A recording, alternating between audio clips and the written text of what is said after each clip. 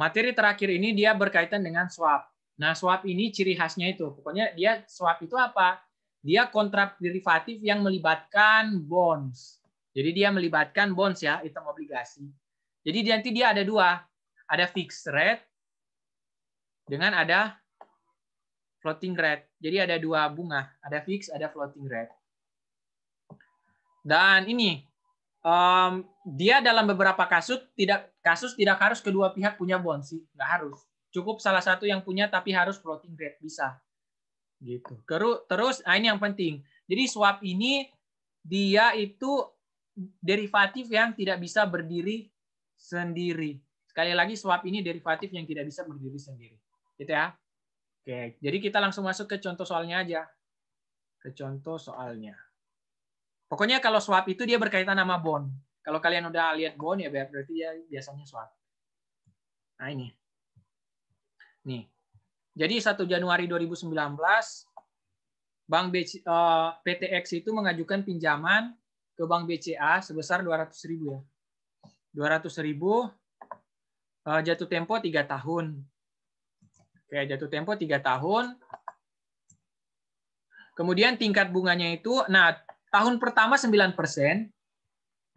tahun kedua dan ketiga dia mengikuti bunga LIBOR. Nah, ini yang floating rate ini berarti. Karena kan berubah-ubah mengikuti LIBOR. 1 Januari 2019, PTX mengikat kontrak swap dengan PTY. Dia menyepakati apa? Pay fix, bunga fixnya itu 9% untuk pembayaran tahun kedua dan ketiga. Dan ini adalah prediksi tingkat bunga LIBOR. Oke, jadi kita ini. Jadi aku hapus dulu. Nah, kita mulai ya. Jadi yang pertama, kontrak awalnya kapan? 1 Januari 2019. Ya kan? Ada di soal tadi. Nah, tahun 1 dia 9%. Tahun kedua, nah ini 8,5% dari mana? Nah, ini kan tahun pertama 9% jelas ya. 9% jelas ya tahun pertama. Tahun kedua dan ketiga, dia itu bunga LIBOR. Nih, ada rumusnya. LIBOR ditambah 2%, kalau di soal dia bilang. Jadi LIBOR ditambah 2%. Berarti tahun kedua itu 6,5%. Ini kan 6,5%. Ditambah dengan 2%. Nah, jadi 6,5% ditambah 2%. Begitupun tahun ketiga, 7,25%. Ini kan 7,25%. Ditambah 2%, jadi 9,25%. Ya. 7,25 tambah 2%. Gitu. Selanjutnya, oh ya, jadi LIBOR itu aturannya, ini kan 31 Desember 2019, dia yang jadi bunga untuk 2020. Kalau 31 Desember 2020, dia menjadi bunga tahun ketiga atau 2021. Ini kan 31 Desember itu sama dengan awal tahun berikutnya. Seperti biasa kita buat, nih, ada 3 berarti. Tahun 1, tahun 2, ada tahun 3. Nah, dia kontrak swap ini 9% dari mana? Ingat 9% itu dari ini ya. Dari kontraknya ini ya. Ini. Di soal ini 9% yang di bawah ini. 9% yang di bawah. Ya. Kemudian untuk floating rate-nya, kalau yang tahun 1 dia sama, masih 9%. Ya kan ini masih 9% tahun pertama. Nah, tahun kedua, ketiga itu baru dia berbeda. Jadi ini 9%, 8,5. Jadi floating rate ini, dia diambil dari yang kita udah hitung tadi. Yang ada tambah LIBOR itu. Cuma di tahun pertama kan nggak ditambah LIBOR ya. Nggak disesuaikan sama LIBOR, kan masih 9% kan. Jadi masih sama. Baru kita tulis notional amount.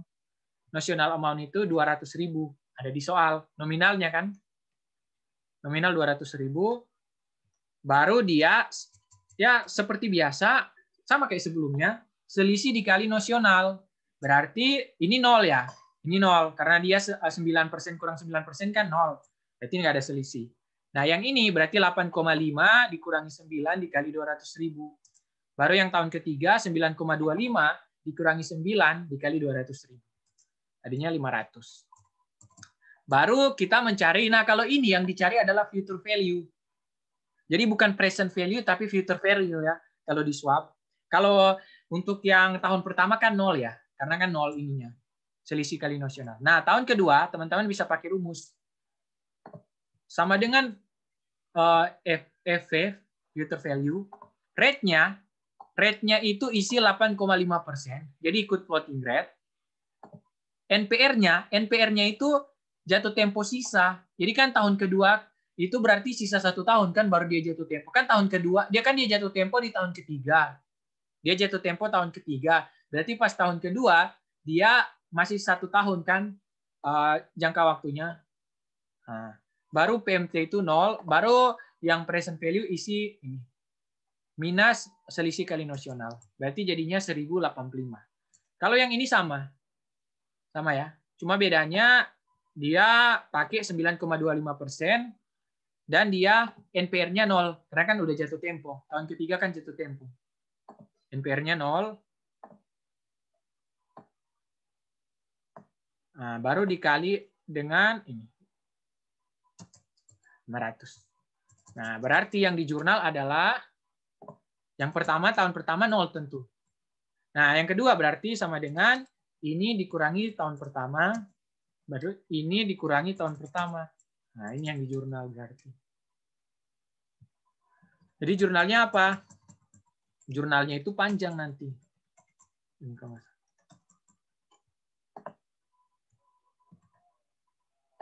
Nah, jurnalnya pada 1 Januari 2019, dia kan dapat cash ya. Dia meminjamkan 200.000 cash pada loan payable.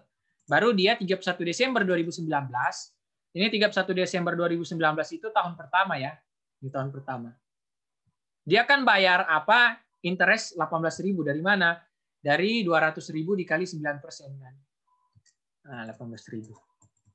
Nah, kalau 9% itu sorry ini 9% ini sih kontrak swap. Ya, sama. Terus selanjutnya kita ke tahun kedua. Jadi cuma itu sih. Cuma yang tahun pertama cuma interest expense pada case sama kan kayak seperti biasa. Nah, baru tahun kedua mulai dia ini 31 Desember 2020 tahun kedua ya. Dia tetap jurnal interest expense pada case senilai 18.000. Jadi masih sama interest expense pada case 18.000. Cuma bedanya dia ada ini. Nah, dia ada change of gain or loss-nya kan 1085. Nah, ini ke OCI. Berarti OCI pada interest rate atau langsung AOCI juga bisa. OCI deh. Pada interest rate liability. Ya kan karena kan dia ini. Dia kan loss 1085 berarti OCI-nya itu didebit kan. Nah, 1085 interest rate liability. Baru untuk tahun ketiga dia masih sama, ini tahun ketiga ya, 31 Desember 2021. Dia interest expense pada cash 18.000 masih sama. Cuman dia kan tahun ketiga ini apa? Dia ada gain 1.585 kan, berarti OCI-nya itu dikredit. Nih OCI-nya dikredit 1.585. Nah, di debitnya yang 1.085 tadi kita hapus dulu.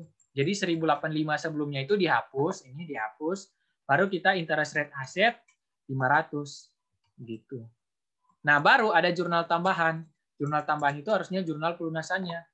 Nah, loan payable pada cash. Dia kan jatuh tempo, berarti dia lunasi loan payable pada cash. Jadi sekian ya. Jadi kalau dari sini kan sebenarnya materinya panjang tapi yang mirip-mirip. Jadi forward, future sama swap dia sama-sama apa? Buat tabel dan tabelnya itu mirip kan? Mirip kan tabelnya ini. Ada di ujungnya ada change of gain or loss. Mirip kan tabelnya mereka semua. Cuma bedanya ada beberapa beda sih. Kayak misalnya kalau yang ini swap dia future value. Kalau yang forward tadi dia present value. Itu bedanya itu. Terus kalau yang swap ini dia biasanya berkaitan sama bond. Gitu. Oke, sekian. Terima kasih.